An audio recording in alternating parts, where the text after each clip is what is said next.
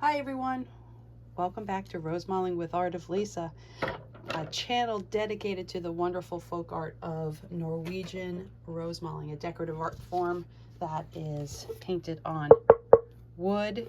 Here's a nice plate that I just finished not that long ago, and this is just a fun channel to kind of watch me paint and hopefully learn something.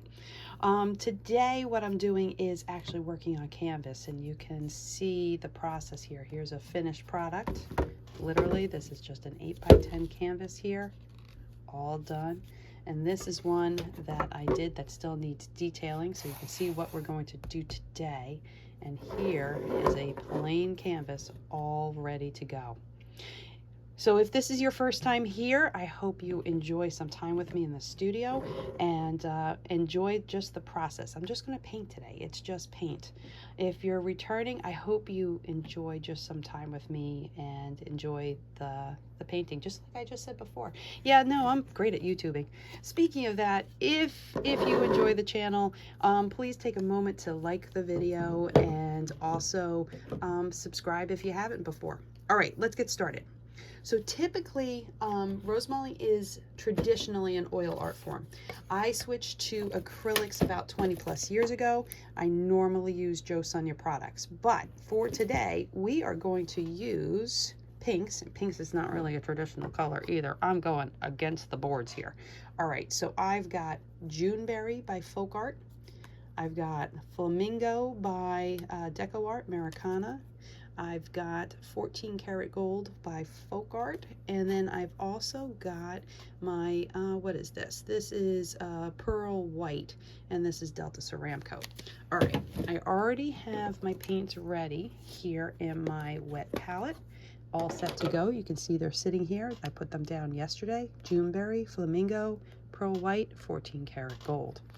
I'm also going to use today this nice long Filbert brush. This is by Royal Langnickel, yeah, I know how to talk. And we're just going to get started. All right, I like to use a dry brush technique, meaning I'm not wetting this down, and I like to use a dirty brush technique. Let's get started. So let's go ahead. I'm going to go with some Juneberry here, maybe a touch of Flamingo. And let's get our C-stroke in. All right. Here we go. I kind of like shooting for the corner. All right. Let's add a little bit more Flamingo to this. This isn't an exact science. I kind of pick and choose my colors as I go. I'll keep this kind of close. I do keep a paper towel, and I like to use the shop towels, the blue shop towels, because they don't have lint in them. So that's typically my go-to. All right, so I got my first C in there, and then I'm going to put my sister stroke in. All right, let's add a little bit more pink in here. Now this style is called Telemark. This is an asymmetrical free-flowing style, but all of Rosemaling is based on C strokes and S strokes. So there is a C stroke. You can see the C, it's reversed. But let me go ahead and do an S stroke. I'm going to pull it from way up here, and I'm going to pull it down, and it's going to land on the back of my C and just come straight down and in. There we go. Look at that. This is the root of the design. Again, we're talking about flowers. Russa is, it's flower, maling is painting, so it's flower painting. Let's go ahead and pull another C off the top of this. Oh, I've got one stray bristle that's just kind of in the way there. Let's make sure you can see what I'm doing. Let me do a little sideways motion here. Right? There we go. I will never claim to be the perfect videographer. I'm still not tech savvy on this. But you know what? That's okay. We're just having some fun in my studio with this. All right, let's throw some gold in. I think in this video, I'll really focus on just getting the strokes in. I don't know how long we want to go today. So let's see how it goes, and then we'll decide if we do the detail today or if we do that in another video. But this is just something very soothing. I'm just taking my C's and my S's and growing them together. You're going to notice that most of the strokes are going to be some form of C stroke, bigger C's, smaller C's. And your S strokes are less prevalent. They will be there. They'll make a lot of our leaf shapes that we're going to get into in a moment, right? But I like to say that the C stroke is your featured actor, and the S stroke is your supporting actor. That's the word I was looking for. Let's see here. Let's pull it this way. Hold on. Let's put in a leaf shape S form in here. Let's do an S. Might actually want a little more gold in there. Let's go ahead, just dip in my gold. Okay. Now, this is one of those things, I've had a lot of practice with a brush in my hand. So a lot of what I'm doing is muscle memory, right? I'm pushing down on those bristles and pulling. Bristle's a little, I would almost like it a little drier. I might experiment to just change brushes here for a second. Let's put another S stroke. Oh, I just did a combination. I did some Flamingo and Juneberry, a little touch of gold. Let's pull another S stroke this way. All right, push down on those bristles to make them spread apart, and then take the pressure off to get to the tip. Let it pull in there. There we go. All right. Today's just having fun. Some of my videos on my channel, I really have to set them up as playlists, so that will be my next job. But some of my videos are really almost teaching videos, showing you how to use the brush, right? Setting you up, teaching a little bit about the history of it. And if you're interested in learning more about the styles, the history, please, add a comment down below. What are you interested in me sharing on my channel? That's always a nice thing to know. Sometimes you guess along the way, and I actually have had a period of time where I took a hiatus from making videos. It's just some craziness in life, and sometimes that craziness in life takes your motivation away, and you think you have nothing left to share. So that kind of happened for a while. I really thought that I had nothing left to share with my painting online, just talking to people, and then God works in mysterious ways. You just have to work your way through it. It's kind of like what I say when you're just experimenting with paint. I say it's just paint, which it is, and that's with life. It's just life. Just live it. Do the best you can. Put yourself out there. Sometimes you sit and you just let doubt get in the way of what you might want to do in life. Let's put another S off of there. Oh, I didn't mean to get so philosophical here. But it's just paint. God is good. Have fun with it. I'm just going to put some dots in here. That's like a flower that's going to come down, right? Maybe we need some strokes in here. Maybe a little bit of pink. Oop, I didn't quite pull that down to my root, so let's add some more to my root here, right? Hopefully you find, people that are watching, you find inspiration in watching me paint. Let's see, where is a stem going to come out? Well, a stem's probably going to come out this way, and a stem's going to come out that way. So let's go ahead and put a happy little flower. I need more of a turn on that. Happy little C strokes here, forming a flower. Now, what will really help to make this flower take shape will be my detailing, right? All right, let's put it this way. Now, I'm painting this very fast and loose. If I were working on wood, like the wooden piece that I showed you, that plate, that would take me much longer to do, okay? Because then we're really working on our strokes, like something like this. Again, wood, right? I'm really working on pulling my strokes and pulling this down. This is done with smaller brushes, right? Much more exact. This is loosey-goosey. I'm just having fun with this, right? And, you know, that's kind of a neat thing to do. Just pull out a brush and experiment.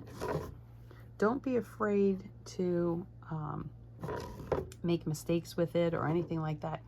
You know, what did the original Rosemalers do? What did the original, what did Da Vinci do when he first started? What did Michelangelo do when he first started? Or, you know, Van Gogh, you know, any of those.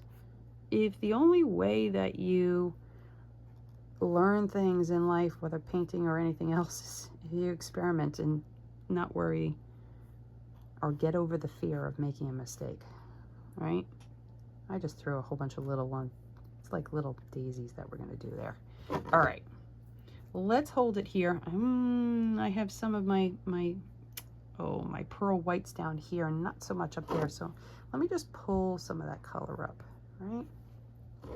Just so I have a little touch of it. It's kind of spreads and balances the color a little bit. I'm just adding some, right? All right, that looks pretty good, right? I like that. Let's see if we can detail it. Now, my brushes here, again, it's acrylic paint. It dries quickly. So if you don't have the time to wash them really fast while you're painting here, go ahead and take a piece of shop towel. Just wrap these up. And you can take plastic wrap and wrap around it, blah, blah, blah, blah, and this will hold it tight. And here's what I mean by plastic wrap. But don't forget to wash them, okay? When all is said and done, make sure you go and wash them. All right, so let me go ahead. I'm going to go to my detail brush here, and I just have a small detail brush. This is a Kingart 9375. I'm going to wet it down a little bit. Let's get these brushes out of the way, and let's see if we can give this a little detail love. All right, I'm loading up my detail brush, right? This is still wet. And again, please remember right now what I'm doing is this is a very loosey-goosey feel to this, okay? Normally I take a little longer, right? And we could do this in just bright white too.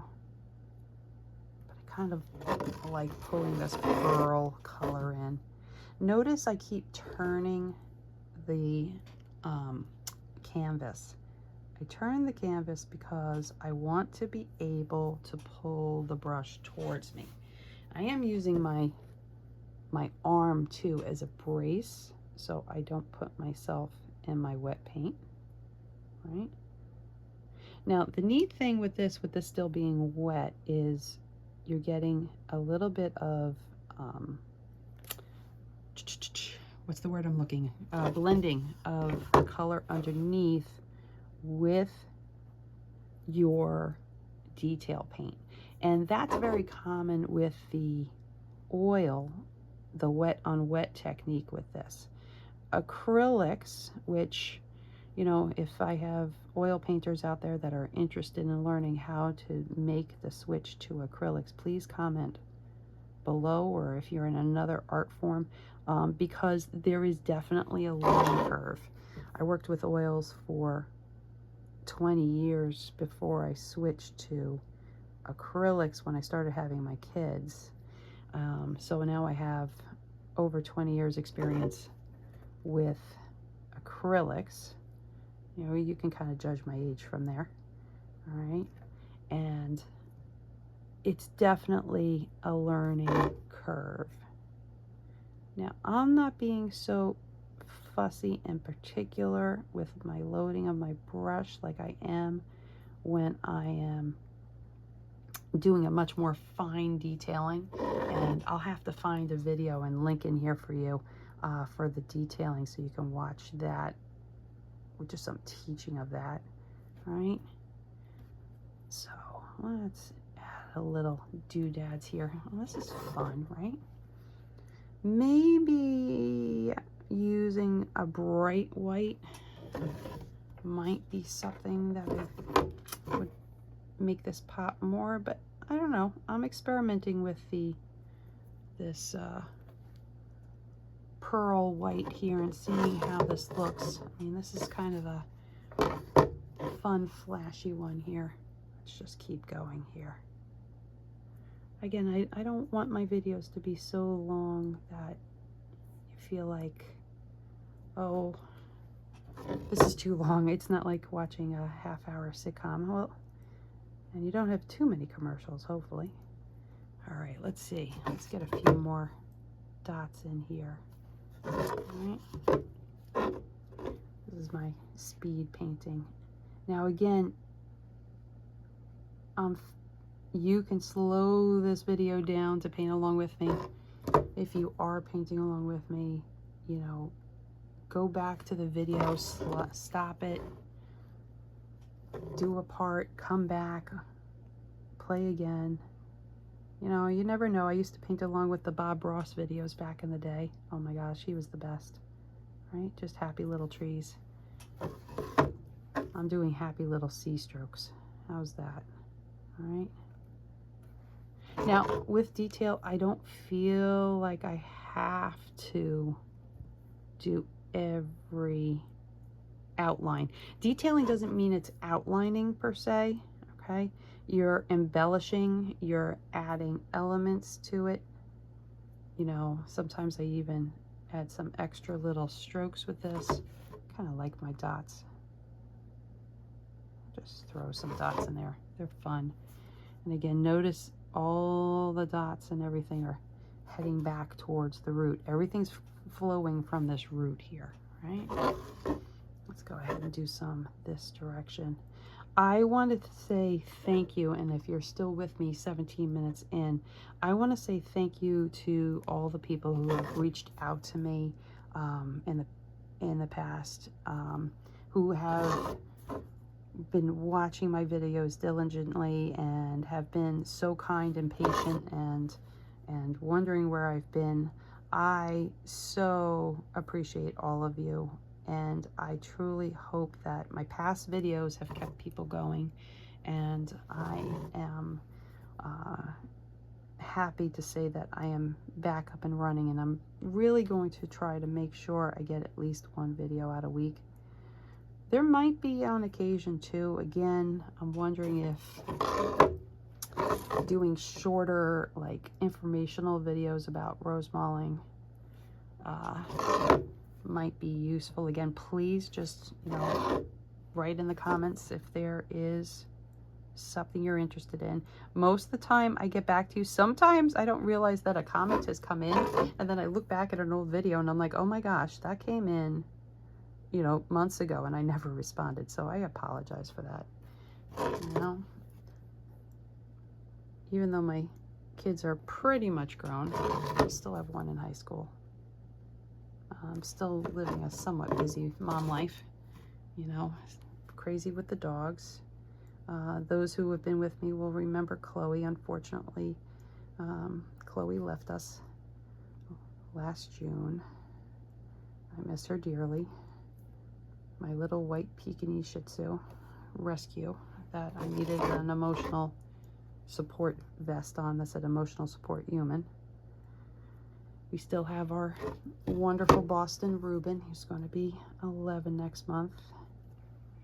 And then I have a wacky bug. He's mostly pug and a little bit Boston, named Otis. And he is a dumb little boy. So he's going to give me a run for my money here. But he's adorable. I am keeping him away from my studio right now because he would be trying to climb in my lap. So, all right. Just getting the last of these strokes in.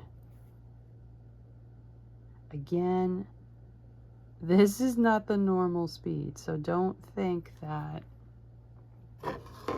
every Rosemaler paints this fast. We don't. And again, I am really just wanting to give the full experience here so you see it from start to finish. Most of my canvases I do take a little longer with, but isn't it fun to just experiment and have some fun with, boy, I'm using that word fun a lot, but get a feel for what I do in the studio. Again, as I finish up, if you've enjoyed this video, please take a moment to like it, share it if you'd like, and you know, take a moment to subscribe if you haven't. But it does help, you know, hitting the like button helps to make more of my videos kind of pop up for you. You know, again, I'm trying, you know, one of those things. And one of the biggest reasons, and I'll finish with this, that I like to share Rosemaling and share my artwork is the only way an artwork or an art style continues is if you share it. Otherwise, things die out. You have to share your knowledge with others if you're able to.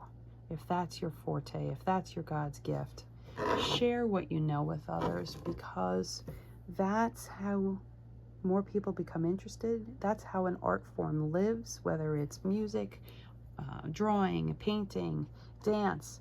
Everything continues if people share it, right? And new people being brought into it. So that's kind of one of my goals with doing videos like this and teaching. I teach online a lot, and you know, just talking to people, is if you don't share it, it won't last. All right, let me do one last thing here. This is kind of fun. I'm just going to go ahead and put my signature there, because always sign it. And let me tell you, if you paint one of these and your family goes, oh, that's great, and you say, well, you should see Lisa's. No, don't show mine. Just take all the accolades and say thank you very much. All right? Everything you do is a process. Everything you do is wonderful. Thank you, everybody, for being with me. Remember, it's just paint. Blessings to you all, and I hope to see you next time. Bye-bye.